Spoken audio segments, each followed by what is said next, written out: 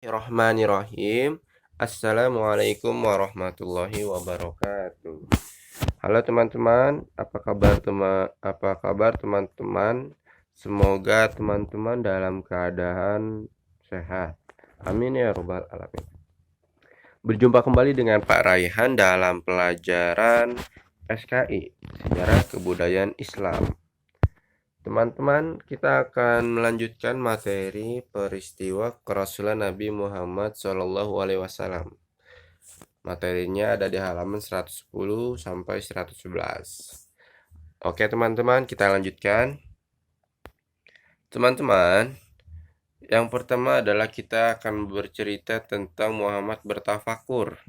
Bertafakur itu memikirkan sekeliling untuk mentafakuri atau untuk mencari kebenaran, untuk menjauhi sekitar, dan lain-lain.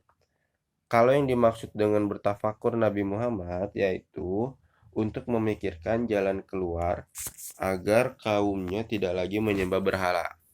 Ketika itu, pada zaman Nabi Muhammad, banyak sekali kaumnya yang menyembah berhala, menyembah patung. Kemudian Nabi Muhammad bertafakur di Gua Hiro. Jadi bertafakur itu berdiam diri di Gua Hiro. Di Gua Hiro itu ada di 6 km di sebelah timur kota Mekah. Kemudian Nabi Muhammad tuh awalnya bertafakur, berdiam diri di Gua Hiro sendirian. Awalnya beberapa jam. Tapi lama-kelamaan sehari, 2 hari, dan berhari-hari hanya untuk bertafakur. Kemudian, tujuan tafakur Nabi Muhammad adalah menjauhkan dari urusan dunia. Karena Nabi Muhammad juga dengan bertafakur terhindar dari pergaulan orang-orang yang berakhlak buruk. Karena sejak usia remaja, materi yang kemarin juga kita sudah bahas, Nabi Muhammad dari remaja tidak suka bergaul dengan orang yang senang mabuk-mabukan, foya-foya, judi. Jadi Nabi Muhammad benar-benar suci, menjaga kesuciannya salah satunya dengan bertafakur. Kemudian ketika Nabi Muhammad pergi ke Gua Hiro sendirian, berjam-jam, bahkan berhari-hari hanya untuk bertafakur, bagusnya itu didukung oleh keluarga dengan cara tidak menghalang-halangi Nabi Muhammad pergi untuk bertafakur. Kemudian Khadijah juga tidak pernah membohongi anaknya kalau Nabi Muhammad ingin bertafakur. Anaknya juga tidak rewel ketika Nabi Muhammad. Bahkan sesekali keluarganya ikut bukan menemani, tapi mengantarkan makanan, mengantar Muhammad ke Gua Hiro untuk bertafakur. Jadi ketika Nabi Muhammad bertafakur, Nabi Muhammad pikirannya menjadi bersih dan tidak tercampuri urusan duniawi. Bahkan sepanjang bulan Ramadan, Muhammad menghabiskan seluruh waktunya untuk beribadah. Nah, itu tentang Muhammad bertafakur. Jadi, teman-teman kalau sedang pusing atau lelah, bisa bertafakur sejenak sehingga pikiran kita menjadi bersih kembali. Kemudian turunnya wahyu yang pertama. Teman-teman, pada 17 Ramadan ada keanehan di dalam Gua Hiro ketika Nabi Muhammad bertafakur. Waktu itu bertepatan dengan 6 Agustus tahun 611. Sekarang 2021. Dulu 611.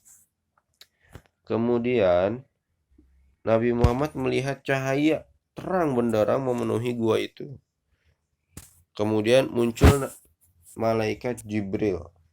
Kemudian merangkul Nabi Muhammad dan berkata, "Iqra, bacalah." Nah, itu malaikat Jibril datang tiba-tiba merangkul Nabi Muhammad dan berkata, "Iqra, bacalah." Kemudian Nabi Muhammad menjawab, "Aku tidak bisa membaca." Malaikat Jibril makin mempererat rangkulannya dan mengulangi perintahnya. Muhammad menjawab dengan jawaban yang sama. Sampai peristiwa tersebut 3 kali, teman-teman. Dan Nabi Muhammad dipaksa 3 kali membaca Iqra. Kemudian malaikat Jibril membaca surat Al-Alaq ayat 1 sampai 5. Nabi Muhammad pun menirukan, mengikuti bacaan tersebut. Dan hatinya Nabi Muhammad bergetar. Kemudian Muhammad pulang dengan badan yang menggigil kedinginan. Nah, pas di rumah, Nabi Muhammad berkata ke Khadijah, selimuti aku. Karena kan barusan badannya menggigil kedinginan bertemu malaikat Jibril. Selimuti aku. Nah, Khadijah langsung menyelimuti, dan ketika sudah tenang, Nabi Muhammad bercerita kepada Khadijah peristiwa yang terjadi di Gua Hiro. Kemudian setelah mendengar cerita, Khadijah membawa Muhammad ke saudaranya bernama Waraqah bin Naufal. Dia adalah pemeluk Nasrani yang taat dan mempelajari Injil. Nah, kata Waraqah setelah mendengar cerita Khadijah, Waraqah berkata, "Demi Tuhan, Dia telah memilihmu menjadi nabi umat ini." Nah, itu kata Waraqah bin Naufal. Terus Waraqah melanjutkan, "Malaikat Jibril telah datang kepadamu." Jadi yang barusan datang ke Nabi Muhammad di Gua Hiro itu malaikat Jibril, kata Waraqah. Sebagaimana ia datang kepada Musa, kepada Nabi Musa. "Kaummu akan mengatakan bahwa engkau penipu," kata Waraqah. "Mereka akan memusuhimu, melawanmu, dan membuangmu. Sungguh jika aku masih hidup sampai waktu itu, aku akan membelamu." Jadi Waraqah udah tahu kalau peristiwa tersebut adalah turunnya wahyu untuk Nabi Muhammad. Nah, meskipun khawatir, Muhammad menjadi tenang setelah mendengar nasihat Waraqah. Dengan peristiwa tersebut, Nabi Muhammad diangkat menjadi nabi. Karena setelah nasihat Waraqah, kemudian Nabi menjadi tenang. Dengan peristiwa tersebut, Nabi Muhammad diangkat menjadi nabi. Nah, sebelum ditutup peristiwa ini, teman-teman, turunnya wahyu ketika Nabi Muhammad usia 40 tahun. Ya. Jadi berikut materi tentang turunnya wahyu yang pertama. Sebelumnya barusan Muhammad bertafakur.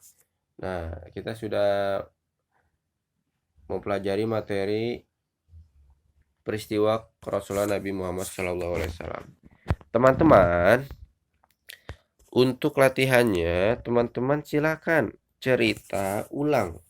Barusan Pak Rehan menjelaskan materi peristiwa kerasulan Nabi Muhammad.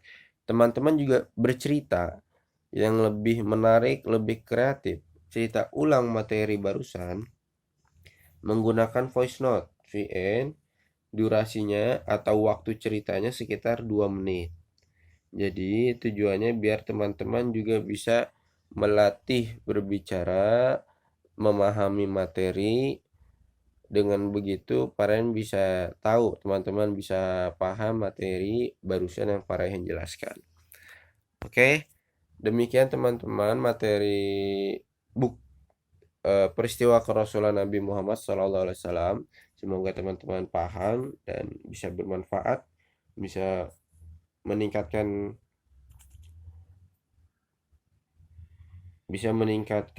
bahwasanya kita perlu mempelajari atau hikmah dari Nabi Muhammad SAW untuk kehidupan kita sehari-hari. Amin ya robbal alamin. Demikian teman-teman, terima kasih banyak. Assalamualaikum warahmatullahi wabarakatuh.